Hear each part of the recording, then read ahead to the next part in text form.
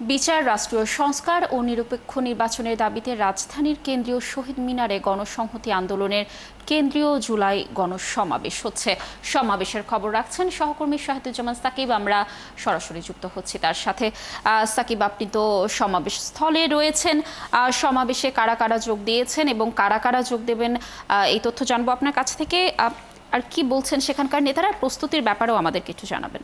জুলাই গণঅভ্যুত্থানের বর্ষপূর্তি উপলক্ষে বিচার, সংস্কার এবং নির্বাচন এই তিনটি প্রধান দাবিকে সামনে রেখে গণসংহতি আন্দোলনের জুলাই সমাবেশ সেটি আনুষ্ঠানিকভাবে কিছুক্ষণ আগে শুরু হয়েছে এবং এখানে সারা দেশের সংগঠনটির যারা নেতাকর্মী রয়েছেন তাদের মধ্যে গুরুত্বপূর্ণ যারা তারা এখানে ইতিমধ্যে এসে উপস্থিত হয়েছেন। পাশাপাশি জুলাই গণঅভ্যুত্থানে যারা দেশের বিভিন্ন স্থানে নেতৃত্ব দিয়েছেন, শহীদ পরিবার এবং আহত, তারাও কিন্তু এখানে এসেছেন, তাদেরকেও আমন্ত্রণ জানানো হয়েছে।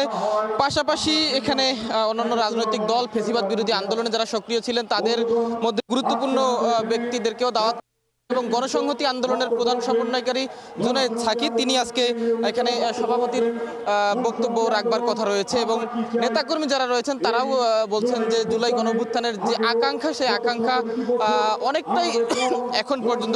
জি, আমি কুষ্টিয়া জেলা গণসংহতি আন্দোলনের আহ্বায়ক। আমরা কুষ্টিয়া জেলা থেকে এসেছি এবং আপনি জানেন যে গত বছর জুলাই যে গণঅভ্যুত্থান আমাদের দেশে সৃষ্টি হয়েছিল, যার ফলে বিগত দিনে যে ফ্যাসিস্ট তার পতন হয়েছে। তো আমরা এই পতন থেকে শিক্ষা নিতে পারি ভবিষ্যৎ বাংলাদেশ বিনির্মাণের জন্য। সামনে যারা আসবে তাদেরকে আমি মনে করি যে এই যে জুলাই গণঅভ্যুত্থান হয়েছিল এখান থেকে শিক্ষা নিয়ে সামনের দিনগুলোতে সাধারণ জনগণের জন্য কাজ করা যায় এমনভাবে হয়তো তারা কাজ করবে।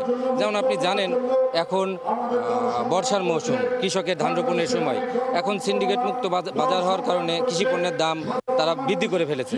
তো এই জিনিসগুলো যেন ভবিষ্যতে আর না থাকে, জনগণ যেন রাষ্ট্রের মূল চালিকা শক্তি হতে পারে, আমাদের এইটাই চাওয়া আর কি। যারা সামনে আসবে নেতৃত্বে, একজন কুষ্টিয়া জেলার যিনি আহ্বায়ক তিনি বলছিলেন যে তাদের মূল দাবিগুলোর পাশাপাশি কৃষক সহ বাংলাদেশের সব পেশার মানুষের যে চাওয়া পাওয়া সেই আকাঙ্ক্ষাগুলো যেন পূরণ হয়, পাশাপাশি 24-এর গণঅভ্যুত্থানের যে চেতনা সেটি যেন সমুন্নত থেকে, সে বক্তব্যগুলো কিন্তু নেতৃবৃন্দের বক্তব্যে উঠে আসছে।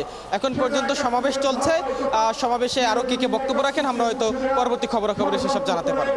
সাকিব, ধন্যবাদ আমাদের সাথে যুক্ত থাকার জন্য। আমরা নিশ্চয়ই পরবর্তী সংবাদ সংযোগগুলোতে আপনার মাধ্যমে সমাবেশের আরও তথ্য দর্শকদেরকে জানানোর চেষ্টা করব। দর্শক যুক্ত ছিলাম আমাদের সহকর্মী শাহিদুজ্জামান সাকিবের সাথে।